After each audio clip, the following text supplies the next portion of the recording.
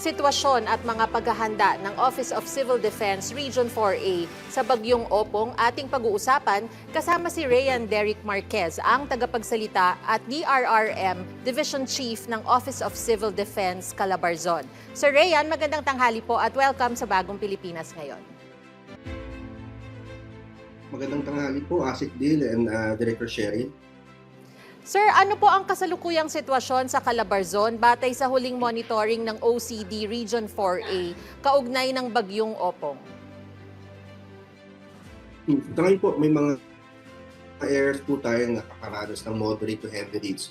Yung iba naman po ay mga light rain showers po yung naranasan dito sa Calabarzon. Sinisigurado po natin na ligtas sa pamamagitan ng preemptive evacuation yung mga areas po natin na sa tingin natin ay susceptible to landslide at the same time yung mga flood-prone areas. Sir, alin sa mga probinsya ng Calabarzon ang itinuturing na high risk ngayon dahil sa bagyo at ano po ang partikular na mga banta sa mga lugar na ito? Kasi po sa ating informasyon dun sa nakalap natin at same time yung ating ginagawa na monitoring, yung pong area na nakapalibot sa Taal Lake, yan po yung tinamaan dati ng Christine, 13 pong local government units.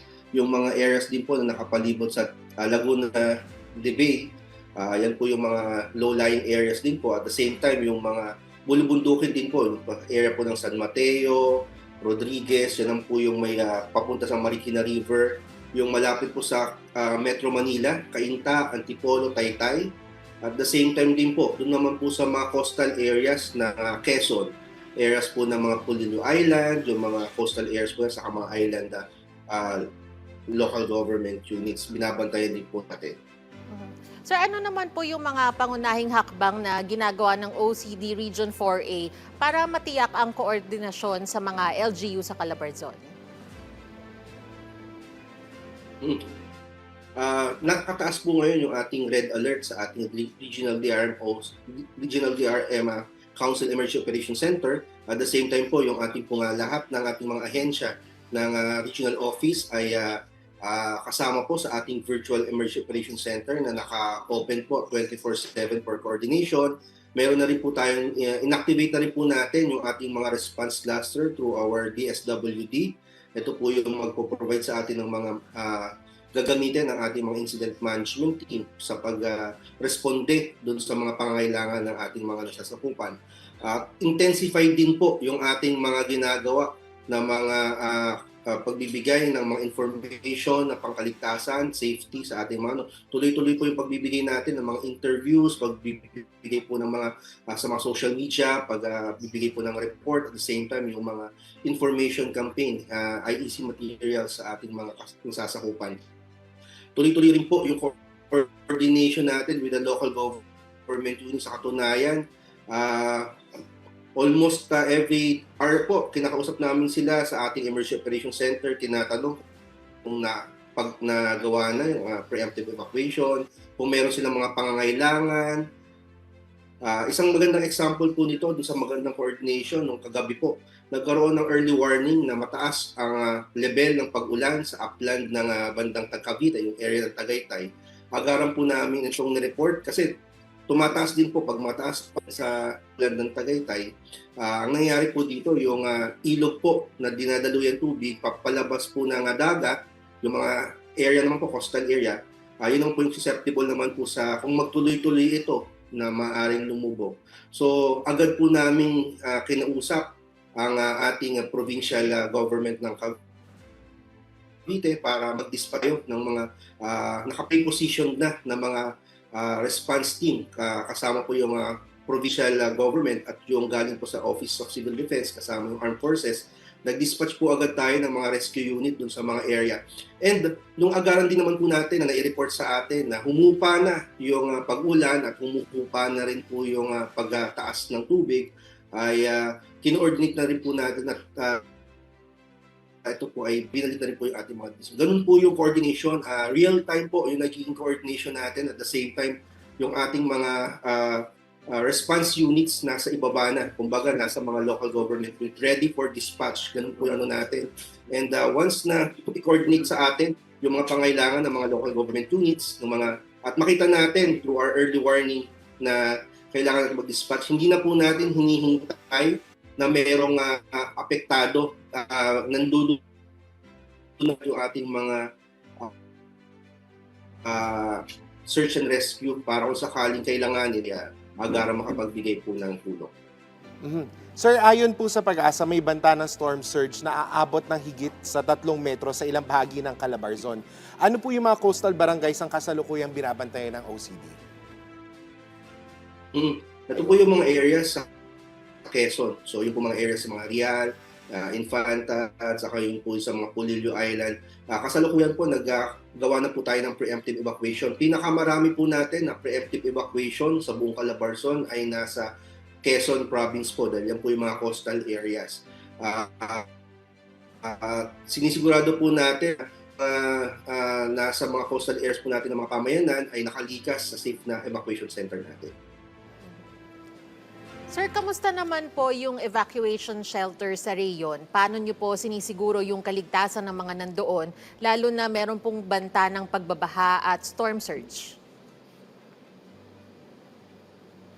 Sa ngayon po, ang nangangalaga sa ating mga evacuees dun sa ating mga preemptive evacuation, yung mga local government unit, yung mga municipal social welfare development officers, sila po yung in charge dun sa ating mga camp management. Agaran po nga pinapaalam sa amin sa probinsya at sa region kung may mga pangangailangan sila.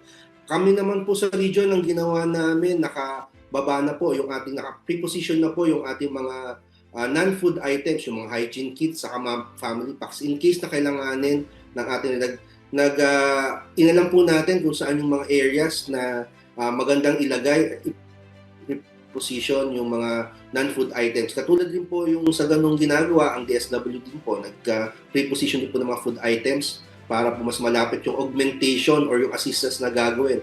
Sa ngayon po, ang nangangalaga pa yung mga local government units. Once na nangailangan sila, sasabihin lang po natin i-coordinate lang po nila sa probinsya at sa region kung ano yung pangangailangan at agaran naman po itong naibaba sa kanila through yung coordination natin sa Emergency Operations Center. Sir, sa ngayon po ba may mga inirekomendang road closures or rerouting po sa Calabarzon bilang bahagi ng paghahanda sa posibleng landslide o pagbaha? Sa ngayon, wala tayong reported na mga road closures or mga apektado na mga bridges or national roads or highways. Ang meron tayong isinara ay yung mga porte. So yung mga nakataas, yung mga typhoon wind signal ay binigyan na nakasado ngayon yung time. Nagbigay din tayo ng anunsyo through our LTFRB sa LTO na yung mga maglalayag, yung mga nasa mga bus station pa lang na wag nang tumuloy kasi nakasarado yung ating mga ports. So yun yung ginagawa natin, mas proactive yung doon pa lang sa pinanggalingan nila ay hindi na sila pupunta doon sa mga ports dahil nakasarado po ito at hindi na sila madagdag doon sa mga bilang ng mga stranded passengers. Sir, meron na po bang rekomendasyon para sa preemptive evacuation sa mga baybayin at mabababang lugar sa ngayon? Opo, naglabas na po kami ng rekomendasyon at yun po yung pinapatupad. Ayon po ito sa naging rekomendasyon din ng MGB at ng Pag-asa na yung mga areas po na highly susceptible sa landslide saka sa pagbaha, yun po yung mga areas na nakalista. Iniisa-isa po namin ito through our Emergency Operations Center, kinakausap yung mga local government DRM officers kung naipatupad na nila yung naging rekomendasyon ng MGB na pinapatupad ng Office of Civil Defense, katulong po ang DILG para as a preparedness measure po natin para doon sa hindi lang po sa coastal area, pati po doon sa mga areas na highly susceptible, katulad po yung mga matataas na area, yung mga bulbundukin at saka yung mga nasa ilalim po ng mga bundok at saka yung mga nasa mga katabi po ng mga lawa, sapa, saka ilog. Kasama po yan sa mga pinapa-evacuate natin. At binabantayan po natin ng maigi, pinag-report po natin sila kung ito po ay naipatupad ng mga local government units. So far naman po, base sa aming datos, almost kagabi po, 19,000 na po yung naipaligas natin na individual sa buong Calabarzon, more than 5,000 families na po ito. at tuloy-tuloy pa rin po yung pagpapa-evacuate natin para sa kaligtasan ng mga nasasakupan natin. Sir, kumusta naman po yung pakikipag-ugnayan ng OCD sa mga power distributors at telcos para masiguro yung mabilis na pagresponde kung magkaroon ng brownout o pagkawala ng komunikasyon?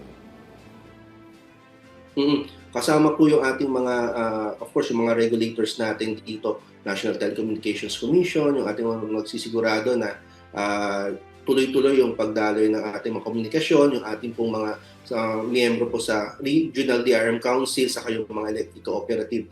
Ang ano po natin is that, siyempre, ang usual naman po is during kasagsagan talaga ng bagyo ay pinapatay naman po talaga yung mga kuryente at tubig para po maiwasan yung electrocution, mga secondary hazard. Pero ang minomonitor po natin is yung agaran na light up or yung pag-reconnect. So sa ngayon po, yun po ating at siyempre kung meron pong mga damage, ito po ay agaran na naaayos, na-install uli at saka nai-report ng mas maaga para ma-actionan po nila. Sir, paano naman po makikipag-ugnayan ng publiko sa OCD Region 4A sakali pong mga ilangan ng agarang tulong o rescue habang nananalasa ang bagyong Opong? Sundan po nila yung aming Facebook page, Tanggulang Civil Calabarzon at saka Office of Civil Defense Calabarzon para po sa mga impormasyon. Pinakamalapit po na is yung 911 po. Tawag lang po kayo sa 911 para sa mga health emergencies pati po sa mga disaster calamities. Sir, siguro dagdag na paalala na lang sa mga kababayan natin sa Calabarzon. Ang lagi po namin paalala is yung alamin yung mga balita tungkol sa mga panahon at the same time yung mga anunsyong pangkaligtasan. Sundan po natin yung mga official web pages ng ating Office of Civil Defense Calabarzon, NDRIMC, Pag-asa, PVOX, at saka yung DOST, pati po yung mga NDRIM, mga DRM office, yung po yung mga ating susundan ng mga, same time, of course, yung ating mga local na mga radio stations and of course yung mga national radio stations and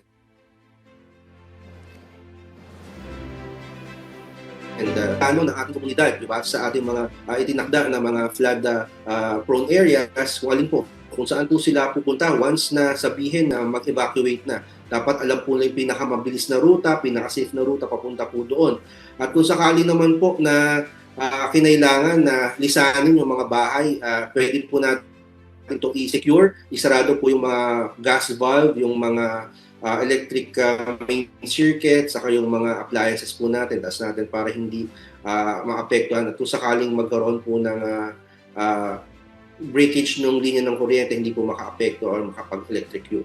At bago po tayo, of course, isama po natin sa ating pangkaligtasan yung ating mga alagang hayop. Dapat po safe din po sila sa ating mga evacuation areas. At saka once na inabisuhan na po tayo, pupunta na po tayo sa mga evacuation center. Ang mahalaga po kasi ngayon is that handa po tayo dun sa mangyayari. Kaya usually po, kailangan po meron tayong go bag. Nandun po yung mga damit, emergency materials, at the same time kung may mga gamot at saka yung mga pagkain po. Kung sakaling doon sa madadaanan natin may mga open na or bumagsak na poste or may mga wag na po nating hawakan kasi baka secondary po yung electrocution. Wag na rin po tayong tumawid sa mga rumaragas ang tubig, sa mga baha na mas mataas sa bewang or sa tuhod. At saka at the same time po, kung may mga bumagsak po ng mga or may mga emergency operations po, wag na po tayo mag-standby doon at manood or minsan yung iba po nagla-live pa. Hayaan na po natin na gawin ng ating mga response agencies yung kanilang mga trabaho at at the same time, iwas na rin po na tayo ay makasama dun sa maapektuhan.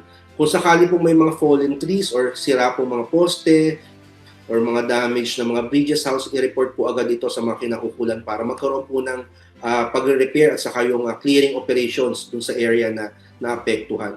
And we always check po yung ating mga bahay at saka members ng family. Dapat alam din po nila kung saan po tayo makikita-kita once na nagkaroon evacuation kasi hindi po natin alam, mamaya magkakahiwalay po yung mga pamilya. At kung sakali po meron tayong mga receptacle ng tubig, itapon po natin yung tubig dahil yun po yung bang-ari na for dengue prevention. At the same time po, kung tayo po ay lulusong sa mga baha or mababasa ng tubig ulan at saka yung sa bumisita po agad tayo sa ating mga health centers para humingi ng gamot para hindi iwas din po ito sa leptospirosis.